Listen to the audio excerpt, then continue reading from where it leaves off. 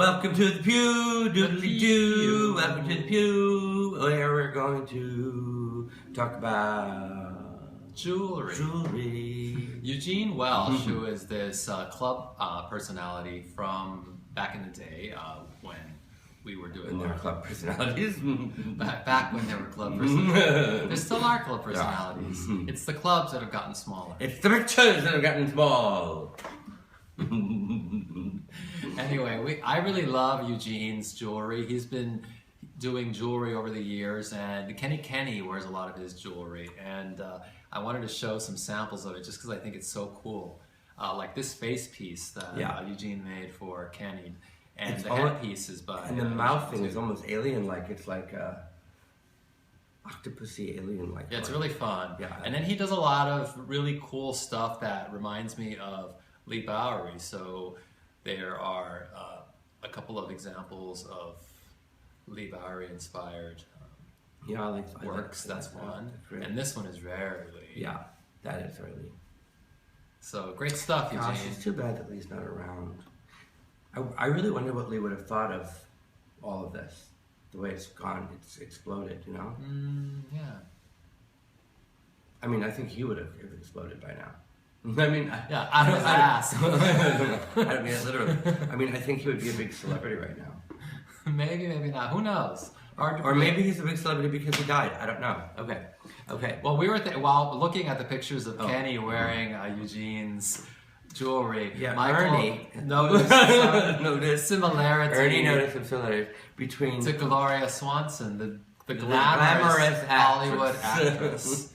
Who immortalized the character Norma Desmond in Sunset Boulevard. Yes. Flashing a picture of Norma and a picture of Kenny, who we think are similar because they are two geniuses who are no longer appreciated like they should be. Right, because that's the whole point of the movie Sunset Boulevard, that she plays this actress that was huge in the silent era, and by the 50s, like, she's been forgotten, but she's still genius. Yeah, she's still fabulous, and the same is true with Kenny. We love both of them. And they look a little similar in this picture. We were also looking on Facebook because our friend Soigné Deluxe has been doing a doodle a day. A doodle a day. Keeps the doctor away. The mental doctor away. Unfortunately not. In fact, a doodle a day causes the mental doctor to not stay away.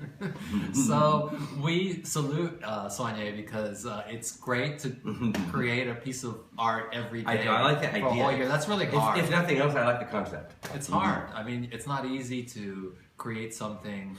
And at the end of the year, I think would be a great show. Like, you know, if that's what he's planning on doing, I think it's a good idea. And I love Soigné's work. So. Yeah, and I love Soigné. Yes, we love him. I want to have sex with you, but you have a husband, so. So we'll be right back. On that note. And now a word from our sponsor. Are you ready? Are you ready? Okay. Are you ready? Are you ready? Are you ready? Are you ready? Are you ready? Are you ready? Are you ready? Welcome back to the pew. Welcome back to the pew, where Ernie has a funny story because he's such an old man. Michael is so mean to me sometimes because yesterday morning I was taking my morning Geritol. It's not Geritol, it is a multivitamin. It should be Geritol. Well, the only person in this room that needs arthritis medicine is sitting right next to me. Arthritis medicine. Well, I saw Ernie taking a handful of pills at breakfast, and I just thought it was awful. I was shocked. Because Michael's body is so pure that he can't defile I couldn't defile my temple with such toxic substances as multivitamins. Right, because that temple was built on a foundation of cocaine, special K, heroin, rohypnol, Xanax, liquor, ecstasy, crystal meth, etc., etc., etc. But it's too pure for multivitamins. Well, it's too pure now. I'm sort of like the Hudson River. Like after so many years. Once it was really polluted and filthy, and now you can swim in it. Right, it's flushed out. I've been flushed out. Oh yes, flushed down the toilet. Flushed, for sure. Okay. Yeah, I should have. Because Now, Bitches want to know. why I'm so flushed. Okay. No, Latch78 wants to. Oh, this is a response to the question why one of these things is not like the other. It says Michael Alig is not like the others because he hasn't had his own book published. And a few people asked about the book. More than a few, okay, and so many that I feel like I have to address. You could write a book about all of them. I could write a book about all the people asking about all the book. So, in fact, I should. Maybe instead of writing my book, I will write that book. It might be better. It might. It probably will be. Okay, there are so many. I mean, this is probably an episode right here because there are so many issues. I mean, should we make this an episode? There are so many issues. Of all your issues? No, so many issues regarding the book. I could go over them one at a time, but it would take more than 10 seconds or whatever. There are legal issues. There are publishing issues. There are, and those alone, if you would break them down, we could do an episode. But it's going to be published. I can't say exactly when because it's still being discussed with lawyers and they're arguing and taking things out and trying to make it into 2 books.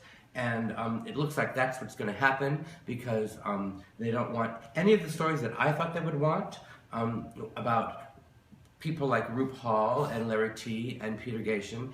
They don't want because they say they're that, old. Well, they say that they belong in a book about Clubland characters and that they distract from the story because in my mind the story was the story of Clubland and the rise and fall of the Club Kids, or just the rise of the Club Kids, and then the fall and the rise again. But in their mind they don't want that. They want an autobiography, and that's not what I gave them.